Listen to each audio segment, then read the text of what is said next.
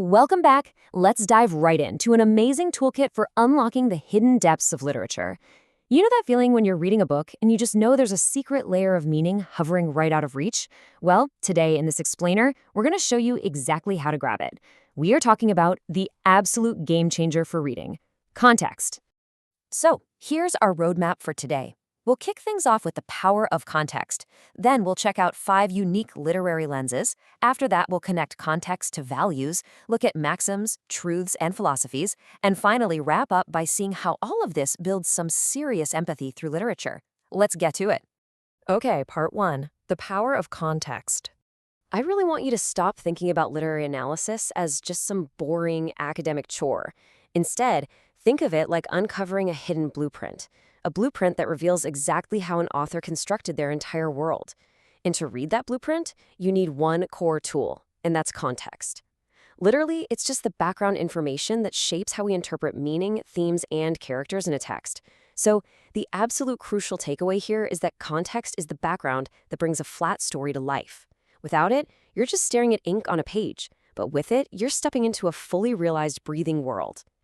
All right, moving right along to section 2, the 5 literary lenses. So I want you to think of these lenses like 5 different pairs of glasses. Every time you swap a pair, you see the exact same text, but in a totally revealing new light. Our very first pair of glasses is biographical context. This lens is all about understanding the author's own personal life, their background, and their experiences to really make meaning of their work. When we use this lens, we are looking for that direct, beating heart link between the creator's actual life and the story they're telling us. Let's ground this a bit. Imagine an author who grew up in extreme poverty, right? And then they write this powerful story about a shoeless child walking miles just to get to school.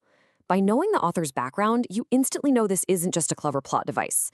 The writer's real-life struggle with hunger and hardship completely authenticates that fictional world. It pours this raw, genuine emotion right into the themes of hardship and hope. Next up, we're swapping out for our historical context glasses. This lens zooms in on the specific time period and major events. We're talking wars, political shifts, big social movements that directly influence a text. Because, absolutely no story exists in a vacuum, safely tucked away from the chaos of its era. For instance, imagine reading about a family torn apart by war. When conflict forces a family to scatter, that historical backdrop raises the stakes to the absolute maximum. The battles, the displacement, the occupation, those aren't just scenery. Those historical realities are directly dictating the agonizing decisions these characters have to make, forcing them into impossible choices between basic survival and family loyalty. All right, our third lens is the sociocultural context. This one is super interesting.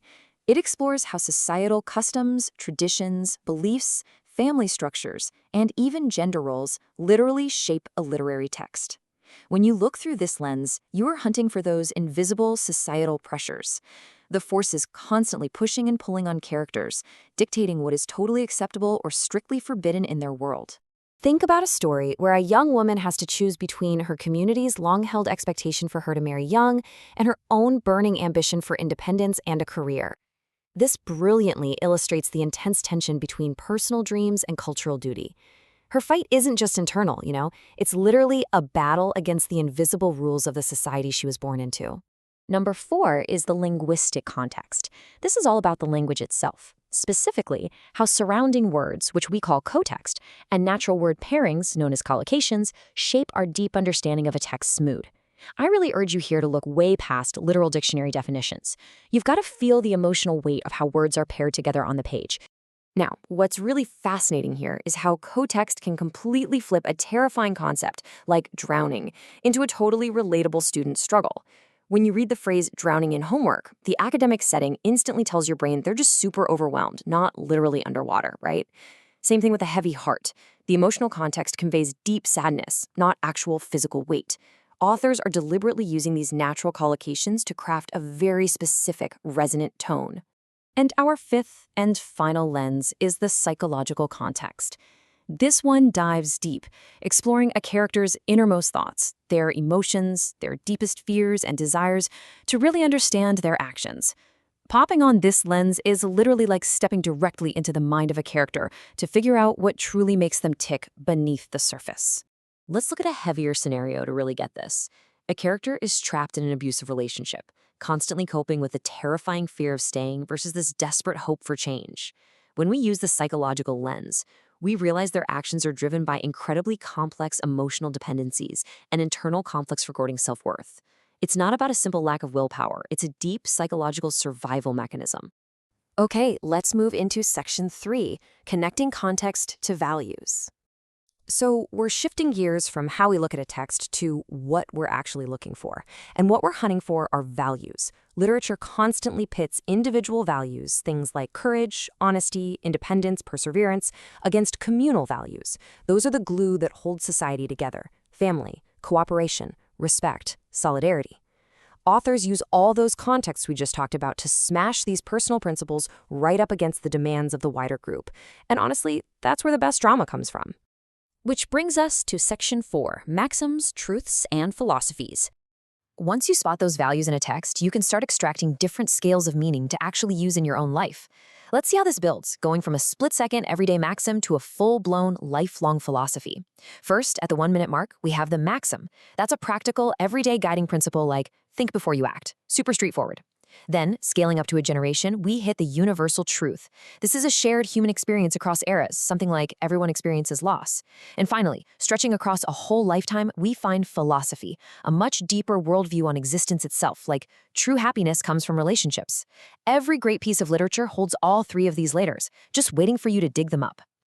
And finally, section 5, building empathy through literature. So what is the point of all this? This right here is the real-world payoff. We aren't just analyzing texts to pass some exam, we do it to connect with humanity. So here is your actionable template for the next time you crack open a book. Step 1, identify the context by using one of our 5 lenses. Step 2, analyze the meaning by asking how that context shapes the story. Step 3, discover those clashing individual and communal values. And Step 4, reflect on the broader truths and philosophies. That's your master framework. Let's put that framework to the test right now. Check out this scenario. Maya is a 14-year-old girl, and she has to choose between staying silent to protect her best friend or speaking up against a major injustice she saw at school. She is absolutely terrified of losing her friend, but she's also feeling the crushing weight of wanting to do the right thing. I want you to pause for a second and actually step into Maya's shoes. How would you feel? Seriously, what emotions would drive your decision in that exact moment? Would it be fear, intense loyalty to your friend, or maybe the courage to face the backlash of speaking out?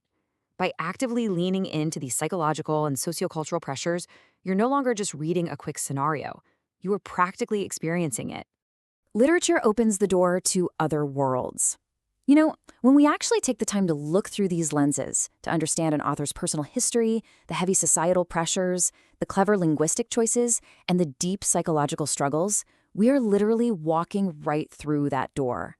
The ultimate goal of literary analysis isn't memorizing facts. It's about building genuine human empathy for lives and experiences completely different from our own. So I'll leave you with this final thought for this explainer.